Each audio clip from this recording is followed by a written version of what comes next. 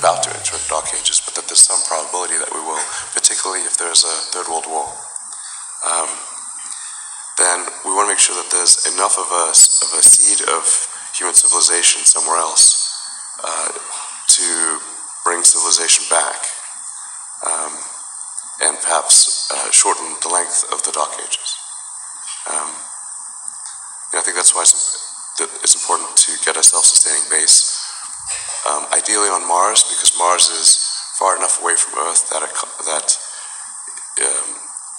a war on Earth, the Mars base might survive. It's more likely to survive than a moon base. But I think a moon base and a Mars base that could perhaps help regenerate life back here on Earth would be really important, and to get that done before a possible World War III. What I know currently is the case is that we are building the first ship, the first Mars or interplanetary ship right now, and I think we'll be able to do short flights, short sort of up and down flights, probably sometime in the first half of next year. I mean, the moon of Mars is often thought of as like, is this some escape hatch for rich people? But it won't be that at all. Well. Let's begin. In this video, I will be discussing the new war that will be in space.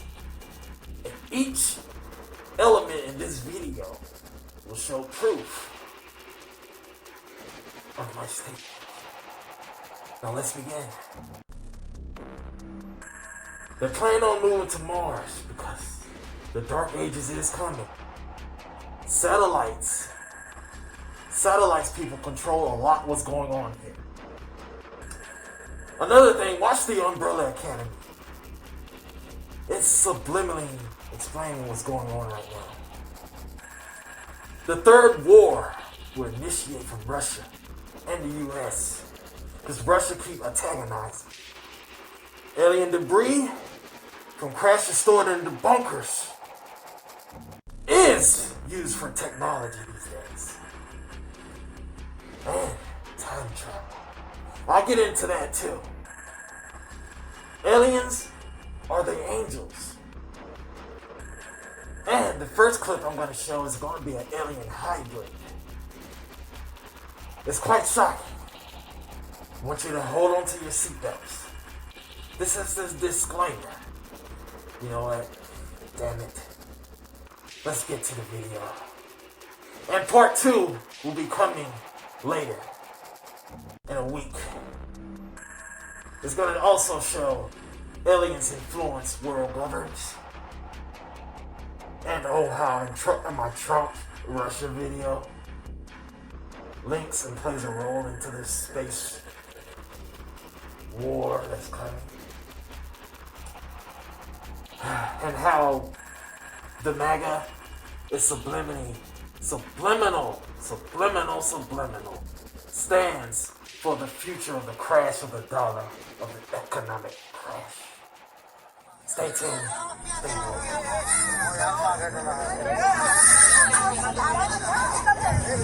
Boy, this video is taken all the way from Bihar, where a woman delivered this baby who looked like an alien. If you look at the back of his head, you can surely see that there is some hair on the back of his head, which gives a proof that this is a human baby. But this is surely a scientific miracle that how a baby could be born something like this. Scrambled, placed on standby, a Russian fleet currently carrying out the largest war game since the Cold War. KT, we're hearing they practice sinking an aircraft carrier. This just happened about 35 miles off of Hawaii. What do you say? Well. It's extraordinary that we just had the Biden-Putin summit.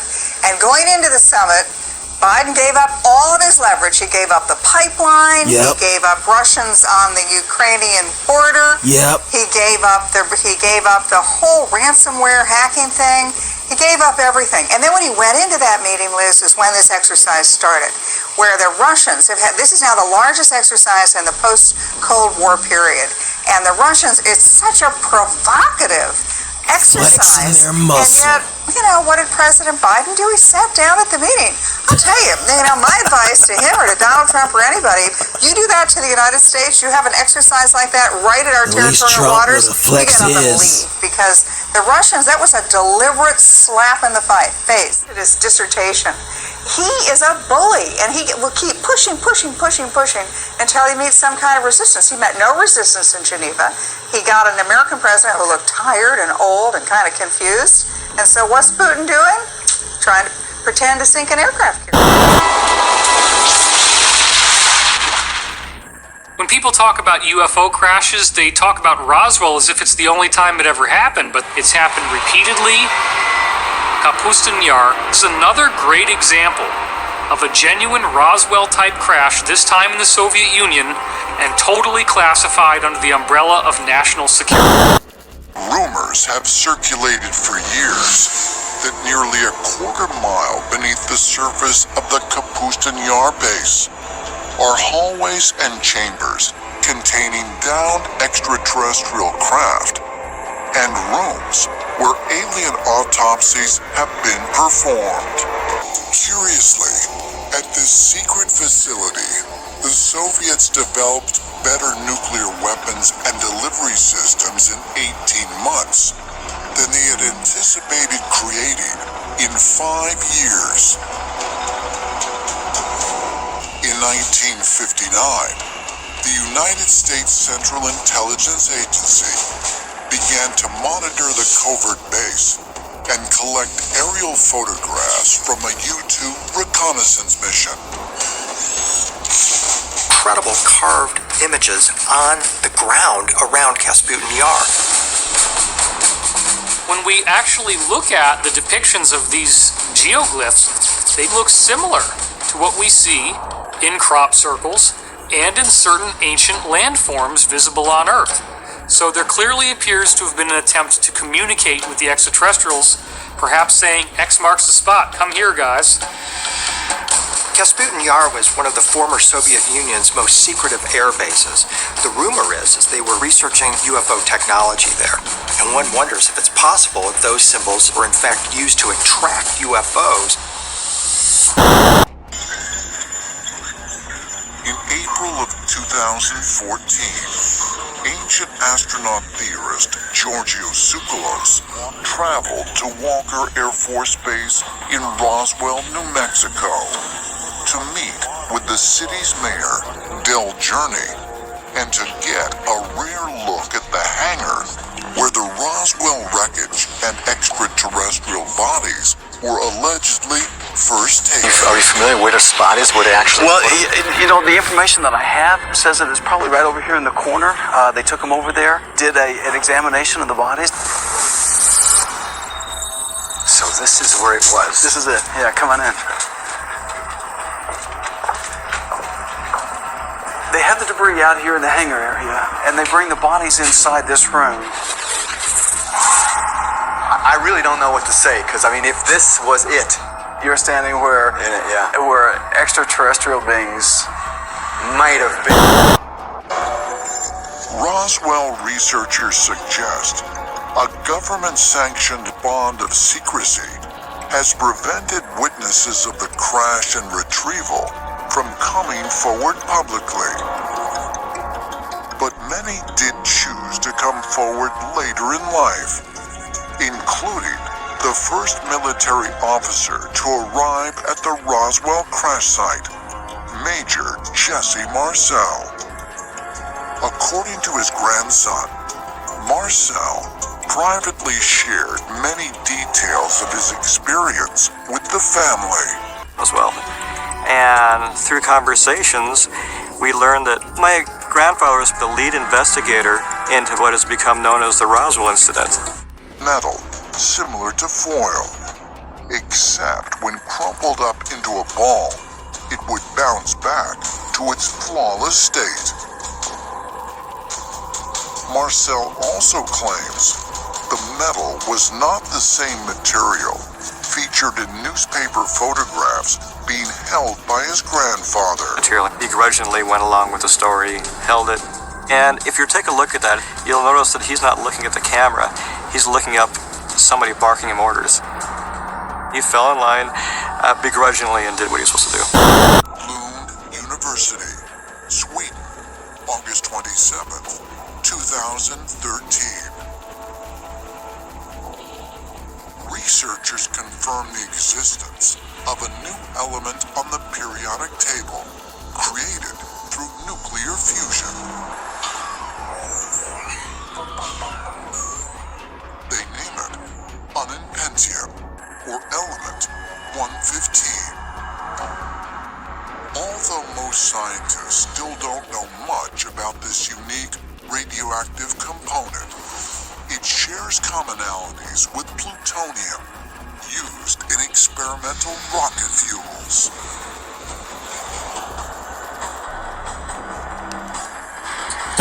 By a gentleman named Bob Lazar, who claimed to have worked just south of Area 51 on an ET flying saucer. The government is holding 9 alien spacecraft that are propelled by a modified gravity generator. Work is being conducted 15 miles south of Groom Lake at that isolated area only, designated as S4, that at least one of those crafts On December 23rd, 2015, scientists working at the University of California announced the creation of a new metal that is strong and lightweight, but also flexible and resistant to extremely high temperatures. Most of the stuff at Roswell was extraordinarily lightweight, very thin foil-like material, very, very strong, but weighing next to nothing. That's from people who handled it. The UCLA guys are doing research, open research more or less, with the stuff from Roswell. This material is the beginning of an entirely new revolution in materials science, where we are now going to be able to engineer materials at the molecular level. And this does appear to be the fruits of a long-term reverse engineering program where those technologies are being brought into the corporate sector, and now it's become something that we all take for granted. Sirsi, India.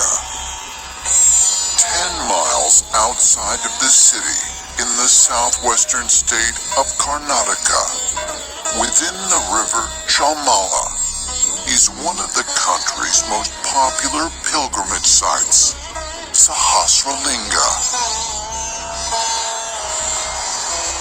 Hidden under these waters for most of the year lie stone sculptures known as Shivalingams. These sacred idols are representations of the god Shiva and are visible to thousands of pilgrims once a year at the festival of Mahashivaratri. It's a spout so that when you pour offerings over the surface of the linga, they wash over the sacred body. Images of the Shiva Linga are found throughout Southeast Asia, even in parts of East Asia. Sometimes images of Shiva as the lingam also made its way into China and into Japan.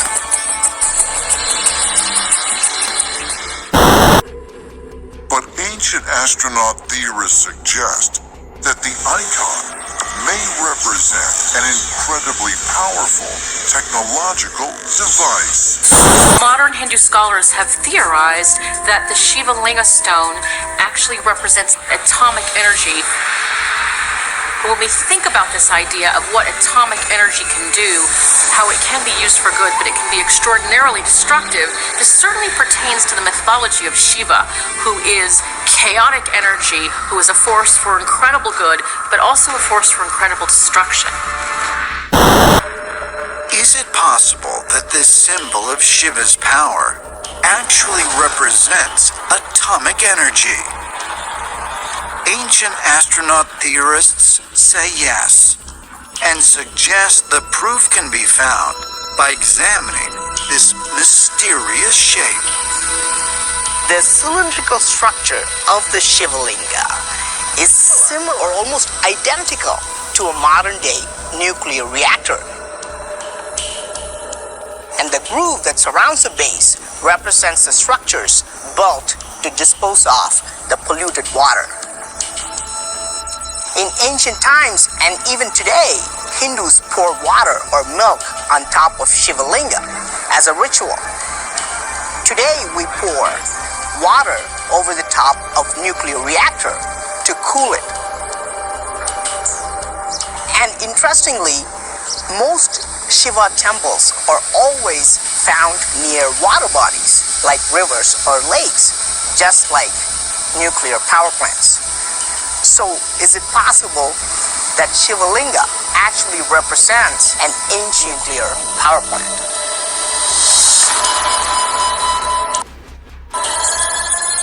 In the story of Shiva and the Shiva Linga, we're obviously dealing with some kind of a universal or cosmic power that we didn't fully understand until the 20th century with the discovery of nuclear power and nuclear fission. When J. Robert Oppenheimer, the father of the atomic bomb, observed the first atomic explosion at the Trinity test site, he cited a line from the Bhagavad Gita, "I have become death, destroyer of worlds." That's the title of Shiva. Perhaps we should listen and look at these stories from a new perspective. What is the description about? Could it be that Shiva was some type of energy? We are approaching the beginning of a new future for mankind.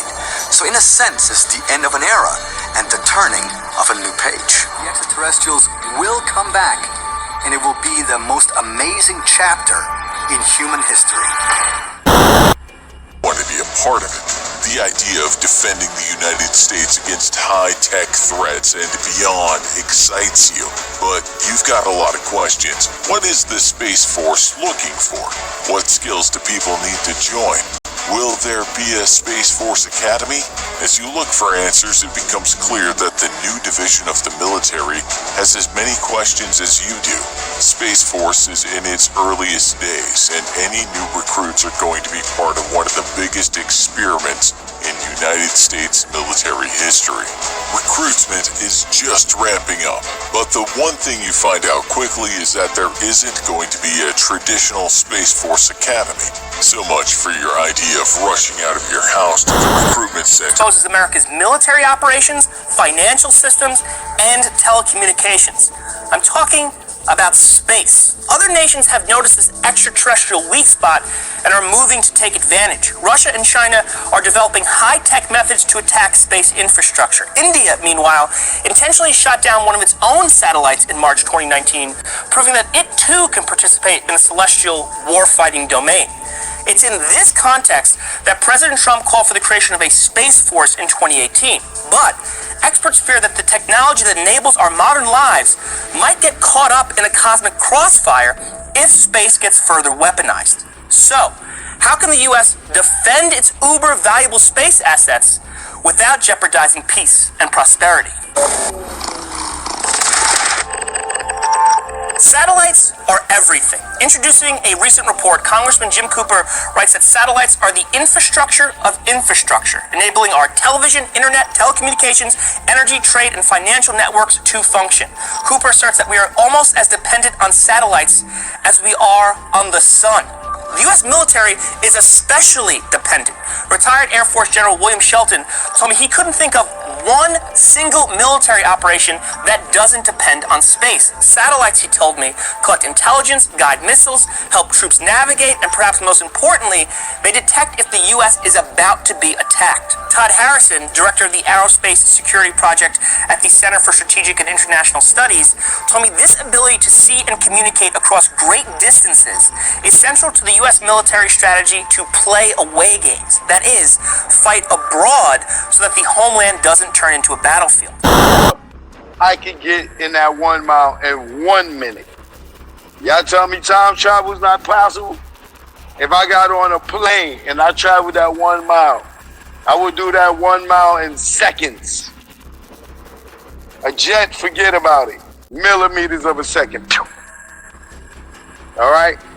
So, you telling me when they get in these space shuttles and they jetting thousands of miles per hour and they go into time zones through time zones, where the hell they going? Where the hell they going? If they going east and they going fast as hell, they going to be a few days ahead of us. If they going super fast, they going to be a few years ahead of us in these space shuttles. That's where they going in the future, and they bringing us back to technology, and they trying to acting like they creating all of this. Nah, buddy. Nah, buddy. I've been thinking for a few days. Those space shuttles are probably what are the time machines that we don't even know that's right in our goddamn face. And the NASA people that sign up for it, sign them non-disclosures and confidentiality reports, so we don't know. That's where they probably come back, tell their family member was a writer, producer, wrote a movie about it. Yo, we could call that Star Trek, Star Wars, Empire Strikes Back, and all, yeah, Back to the Future. Makes sense, right? Fact, fantasy, and history have come together to tease the imagination.